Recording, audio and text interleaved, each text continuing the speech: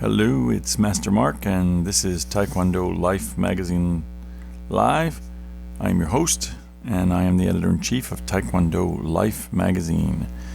We are coming to you on the July 4th weekend. Hope you are well, hope you're celebrating and safe, and we are moving into Nationals, USAT Nationals. Tonight we're talking about actually a topic that started out as an innocuous little discussion and turned out to be quite an interesting and really vibrant discussion in the Taekwondo community that was created by a question that I posed. And that's why sometimes I don't always know what are the topics that you guys want to hear. And I would love for you guys to let me know, because I'll definitely cover them. This episode is brought to you by BetOnline, your number one source for all your betting needs. Get the latest odds, lines, and matchup reports for baseball, boxing, golf, and more. BetOnline continues to be the fastest and easiest way to place your wagers, including live betting and your favorite casino and card games available to play right from your phone.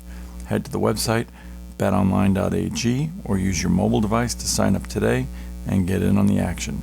Remember to use the promo code BLEAV, that's BLEAV, for your 50% welcome bonus on your first deposit. Bet Online, where the games start. Okay, so I've been my entire life holding paddles. As we all know, everybody knows what Taekwondo kicking paddles are, right? Sometimes they're in sort of a heart shape, and sometimes they have two pieces which sort of flap together. Sometimes they're just one piece for kicking, and they're used for all different kind of mobile kicking drills. And my entire life, I've always held them with the laces towards me. We've been told the various ways to hold them, but the holder is always the person who has the laces facing them. I started to see, particularly with high-level and competitive athletes, that many of the holders were holding the laces facing the athlete, and were holding the teardrop side towards themselves. And I was a little bit confused by it. When I saw it once or twice, I thought, the person just didn't know how to hold. To me, it was a classic sign that somebody doesn't know how to hold. And then I started to see some really competent people who were holding this way, and I started to wonder if maybe things had changed, or maybe I had gotten it wrong. Then in my own Dojang, we introduced this type of holding after a seminar that my headmaster had attended, and I really started to scratch my head. I've tried to make the adjustment. It's very hard for me after 37 years or 38 years of practice to make the adjustment, but I'm working on it. So I decided to post a question, a query for our audience. I did it today. And the question was, how do you hold your kicking paddles? While I prefer to hold kicking paddles with the straight laced part towards my body, I see many practitioners holding the laced part on the kicker side. Which do you prefer and why? And I put up a poll, and over 3,000 people read the quote, commented, liked, and in the poll itself, read the post. Over 200 people weighed in, and the majority of them, 130 plus, said that they like the laces facing the holder, the way that I hold it, and the minority of them said that the laces facing the kicker, which was interesting because, all right, it certainly wasn't clear and unequivocal, but the majority does still do it the way that I did it. Now, I wanted to take a deeper dive into this and get a sense as to what the thought process is, what the change was, when it occurred, things of that nature.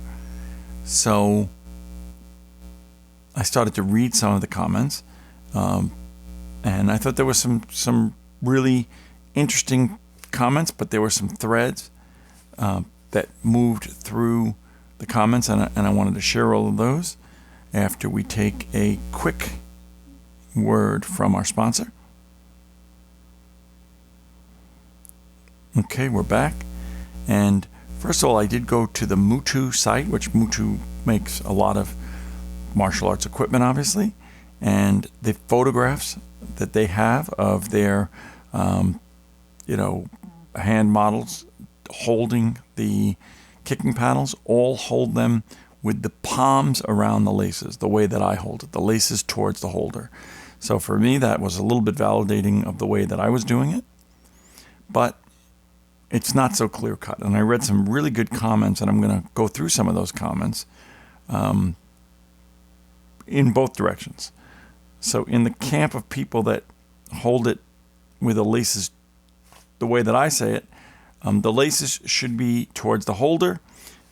This came from somebody who posted online.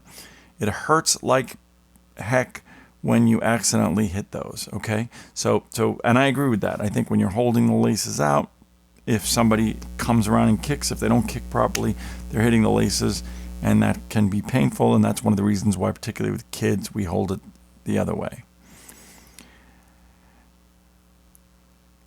Somebody else wrote, I prefer to hold the laces towards me. One instructor told me I was doing it wrong. You're supposed to do it the other way so that the kick can pass over the hardest part of the paddle to keep them from hurting the kicker. Okay? People wrote, the laces are always away from the kicker. This is how they are designed, which I thought was interesting, and how the manufacturer says they are used to be. Although I dare say bad instructors may say otherwise, leaving the kicker prone to injury. That was sort of in line with what Mutu had. However, another person wrote this is one of the difficulties, right, of dealing with the internet today. Because people make statements, but they didn't cite. Like, I went to the manufacturer, but people didn't exactly cite where they found their information. So somebody else wrote, laces towards the kicker. This is how the manufacturer has designed it to be. It forces the kicker to be more accurate and precise. It allows the holder to keep the wrist straight. During a kick, their wrist can rotate easily. Okay? And again, I get the basic premise, but the notion that both people said this is how they were manufactured, citing completely opposite, both ways were supported by statements that this is how the manufacturer designed it. None of them were supported by any quotes. Although Mutu, I don't know if they manufacture their own, probably not, but they certainly showed it the way that I have it, which is your palm around the laces. Most people wrote in what they prefer and why they prefer it that way. And again, it was a matter of practice. And what I've sort of come to the conclusion is that both ways are acceptable ways to hold. Okay, so long as you're able to get a good, clear way to get your kicker to be able to benefit and have a good, right? Nothing's worse than someone who is a bad holder.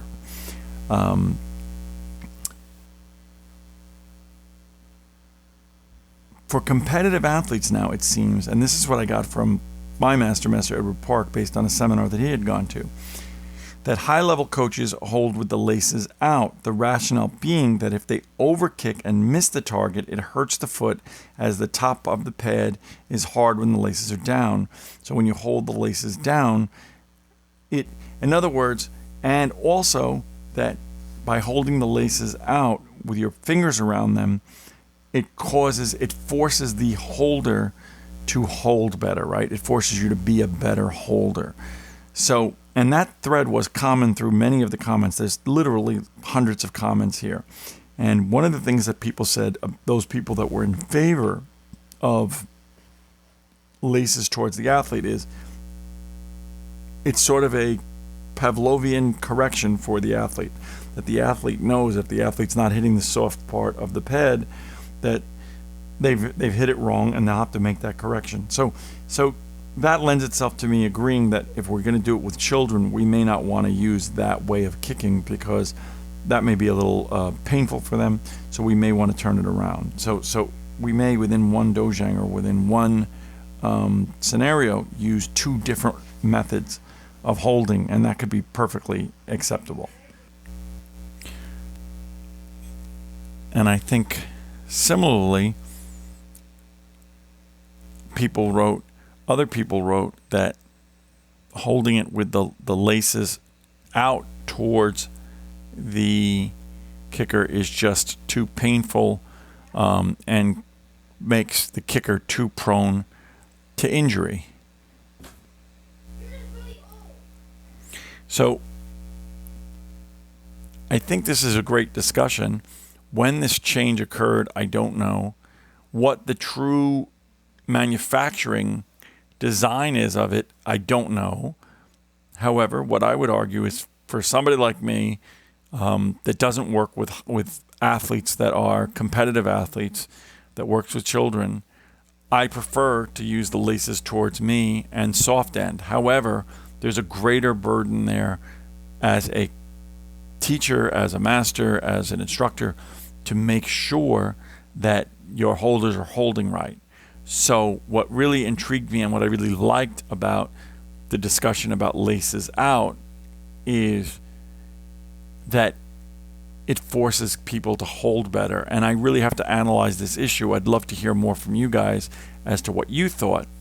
But for me, that may be worthwhile in and of itself to make the change, because to me, one of the toxic, most horrible, deflating things about Taekwondo training between partners is that if you have a bad holder, then it's a bad experience for the kicker. So it's a balance. And if we start our young people holding better, and we start our young people kicking even with laces out, and they learn to kick better, it may end up with a better experience. So just a fun sort of topic about equipment, something that I didn't intend to do this one. I love the discussion. I love the fact that we've had hundreds of people check in on this one. I would love to do more shows that are this popular and post more things that are this popular. So just let me know what things you guys are interested in. I'd love to see your paddle videos or paddle photos, if you have them, showing me the differences in terms of how you guys train. This is Master Marc. This episode has been brought to you by Bet Online. I look forward to seeing you on the mat and at the